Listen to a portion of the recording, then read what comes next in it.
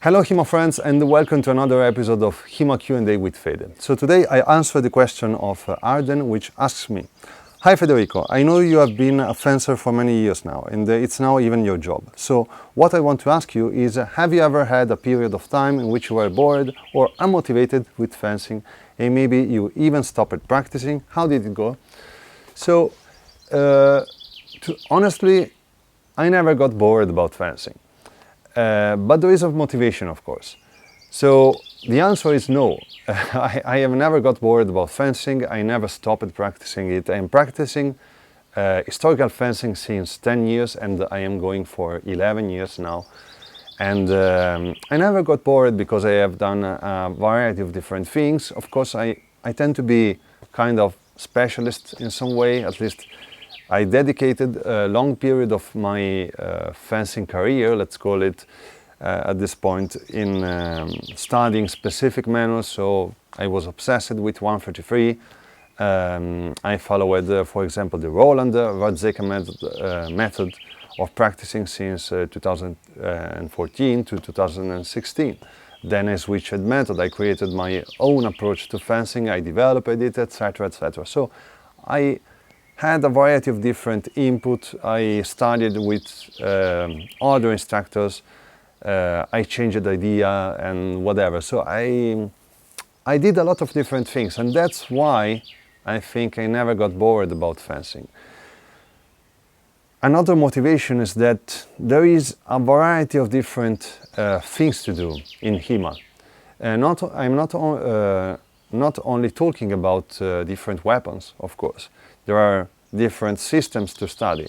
There are different goals to approach. Maybe you want to be precise in your form. Maybe you want to be competitive enough in a tournament. You want to approach the competitive aspects of HEMA in a complete way. Maybe you want to, there is people which doesn't care about manuals these days. So maybe yes, maybe for interest, but their main focus is competitive.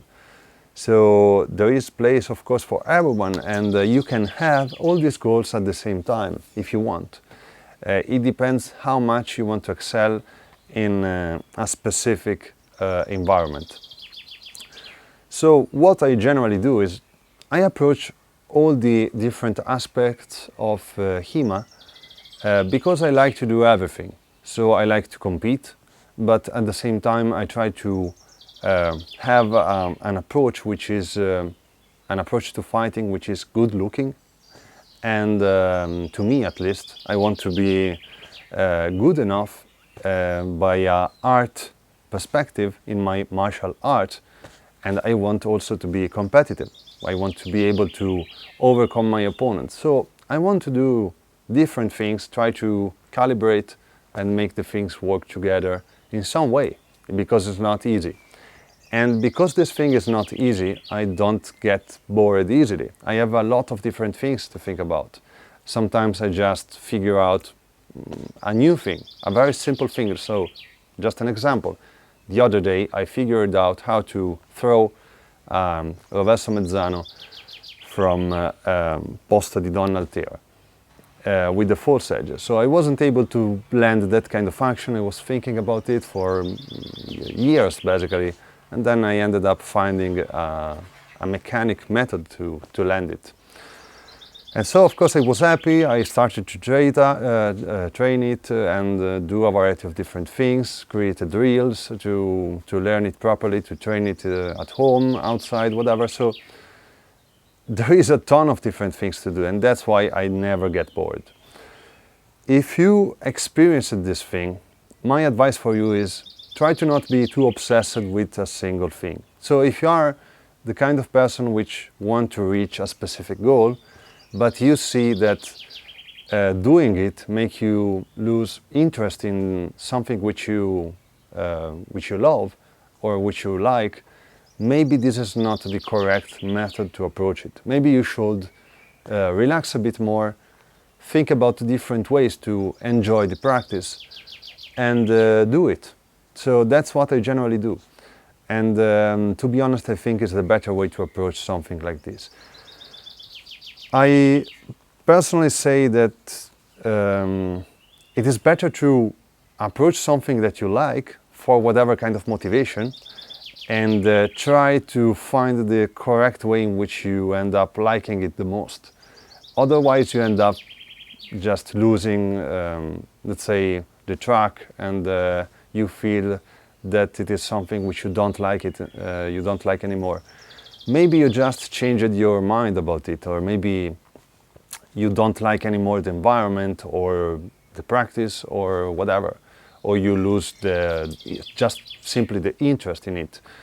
But most of the time people lose interest in something because they end up being too maybe obsessed in one specific part of the practice. Maybe they are sad because they can't reach a specific goal that they have set themselves, which maybe was too high. Another way to improve this situation, so to not lose interest in something, is to change your goals. Maybe if you have a goals which is that high, you just drop a little bit more and you say, well, let's start again, but try to achieve a middle step instead of a full step. And then you reach that point, and from that point you can say, well, now I can work out something more complex. Then I can achieve the goal I wanted to achieve from the very beginning. So that's another way to approach the thing. So yeah, the answer is I never got bored in fencing. Motivation is basically I tend to know myself, how I am as a person, luckily, and so I can just trick myself, let's say, and try to achieve the correct goal for me in the correct moment to enjoy my work, enjoy my life, and practice fencing in a happy way. So that's it. So thanks for watching, people. Remember that if you want to ask me any question, you can drop it in the comment section. I will answer it in the next session, and as always, see you next time.